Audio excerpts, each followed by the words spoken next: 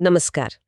आज बात करते हैं संत प्रेमानंद महाराज से जुड़े एक हालिया विवाद की। उनके एक प्रवचन के बाद ना काफी गर्मागर्मी हो गई। हाँ, मैंने भी सुना इसके बारे में, काफी चर्चा में है। बिल्कुल। तो हमारे पास एक न्यूज़ रिपोर्ट है इस पर, जिसमें उनके कहे कुछ अंश हैं और फिर उस पर जो प्रतिक्रियाएं आई वो भी हैं। अच्छा। तो आज हम कोशिश करेंगे कि ये पूरा मामला समझें। मतलब महाराज जी ने आखिर कहा क्या था, क्यों इस पे इतनी बहस छिड़ी, और क्या ये किसी बड़े सामाजिक बदलाव की तरफ इशारा कर रहा है। हाँ, ये समझना जरूरी है कि इसके पीछे की वजह क्या है। तो चलिए सीधे मुद्दे पर आते हैं। महाराज जी ने ऐसा क्या कहा जिससे ये सब शुरू हुआ। एक वीडियो क्लिप है जो वायरल हुई। हाँ, वो क्लिप देखी मैंने। उसमें वो युवाओं के चरित्र और रिश्तों पर अपनी राय रख रहे थे। वो कह रहे थे कि अगर कोई लड़का है जिसके शादी से पहले मान लीजिए 4 लड़कियों से संबंध रहे हों, तो उसे एक तरह की, उन्होंने शब्द इस्तेमाल किया, व्यभिचार, उसकी आदत पड़ जाती है। अच्छा। और वो अपनी पत्नी से फिर कभी संतुष्ट नहीं रह पाएगा। और लड़कियों के बारे में? हाँ, वैसे ही उन्होंने कहा कि अगर किसी लड़की के शादी से पहले 4 पुरुषों से संबंध रहे हों तो उसे अपने पति को मतलब स्वीकार करने का, अपनाने का साहस ही नहीं बचता। ओह, ये तो काफी सीधा बयान है। बिल्कुल। और इतना ही नहीं, उन्होंने ये भी जोड़ा कि 100 में से मुश्किल से 2 या 4 लड़कियां ही ऐसी होंगी जो पवित्र जीवन जीती हैं। बस 2 या 4 100 में से? हाँ, और सिर्फ एक पुरुष के प्रति समर्पित रहती हैं। अच्छा, ये आंकड़ा तो काफी चौंकाने वाला है। हाँ, और जाहिर है इन बातों पे फिर काफी हंगामा हुआ, सोशल मीडिया पे तो खासकर, और कुछ सामाजिक समूहों में भी। हाँ, होना ही था। इस तरह की बातों पर प्रतिक्रिया तो आती ही आजकल। तो यही समझना है कि लोगों की प्रतिक्रिया इतनी तीखी क्यों थी, क्या वजह रही। देखिए, प्रतिक्रिया वाकई बहुत तेज थी और काफी फैली हुई भी। जिन लोगों ने आलोचना की, उन्होंने इन टिप्पणियों को सीधे सीधे प्रतिगामी कहा। मतलब पुरानी सोच वाला, पीछे ले जाने वाला। अच्छा, रिग्रेसिव। हाँ, बिल्कुल। और लैंगिक रूप से भेदभाव करने वाला, मतलब सेक्सिस्ट। और खासकर महिलाओं के लिए ये बहुत अपमानजनक माना गया। महिलाओं के लिए ज्यादा? हाँ, ऐसा कहा गया। और देखिए, दिलचस्प बात यह है कि लोग इसकी तुलना ना वो कथावाचक अनिरुद्धाचार्य वाले मामले से भी कर रहे हैं। ओह हाँ, वो याद है, कुछ समय पहले हुआ था। हाँ, उन्होंने भी महिलाओं को लेकर कुछ ऐसी ही विवादास्पद बातें कही थी, जिस पर काफी विरोध हुआ था। तो ये कहीं ना कहीं दिखाता है कि समाज अब शायद ज्यादा संवेदनशील हो गया है इस तरह की बयानबाजी को लेकर।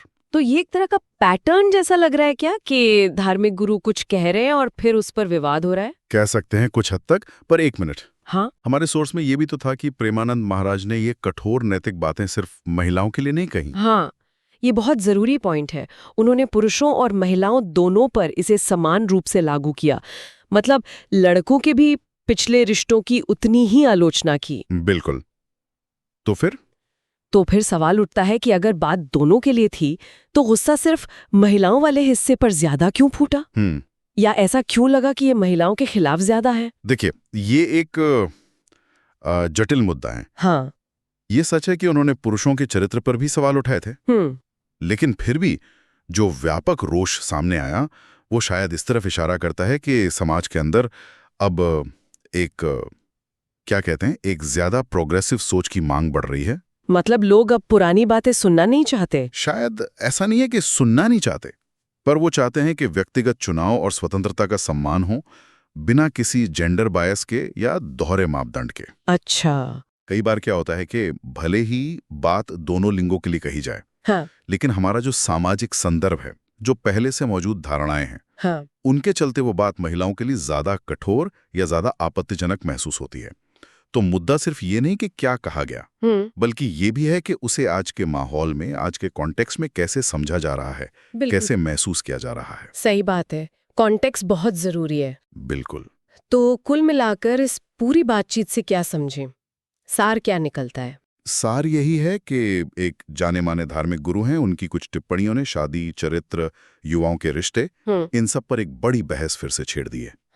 बहस तो छिड़ गई है। और ये बहस कहीं ना कहीं वो जो पारंपरिक नैतिक मूल्य हैं और जो आज की बदलती सोच है, खासकर व्यक्तिगत आजादी को लेकर, हाँ, उसके बीच का जो तनाव है, जो खिंचाव है, हाँ, उसको दिखाती है। बिल्कुल, ये टेंशन तो साफ दिख रहा है। हाँ, और ये कुछ बुनियादी सवाल भी खड़े करता है, बहुत महत्वपूर्ण सवाल। जैसे कि शादी जैसी एक संस्था में किसी व्यक्ति के अतीत का, उसके पिछले रिश्तों का कितना वजन होना चाहिए? क्या वो मायने रखता है? कितना रखता है? ये बड़ा सवाल है। और क्या हम किसी के अतीत के आधार पर उसके भविष्य के चरित्र का अंदाजा लगा सकते हैं?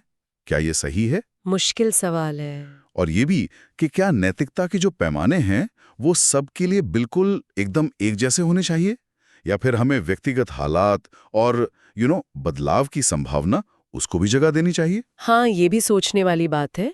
मतलब क्या नियम सबके लिए पत्थर की लकीर हो या उनमें थोड़ी गुंजाइश हो? एग्जैक्टली। बिल्कुल, ये सवाल वाकई सोचने पर मजबूर करते हैं और शायद हमारे श्रोताओं के लिए भी ये एक विचारणीय बिंदु है जी। कि क्या आज के दौर में ये जो पारंपरिक मूल्य हैं और जो व्यक्तिगत स्वतंत्रता की चाह है, क्या इनके बीच कोई संतुलन बनाना मुमकिन है? संतुलन की बात सकता है। बिल्कुल, इस पे मनन करना जरूरी है।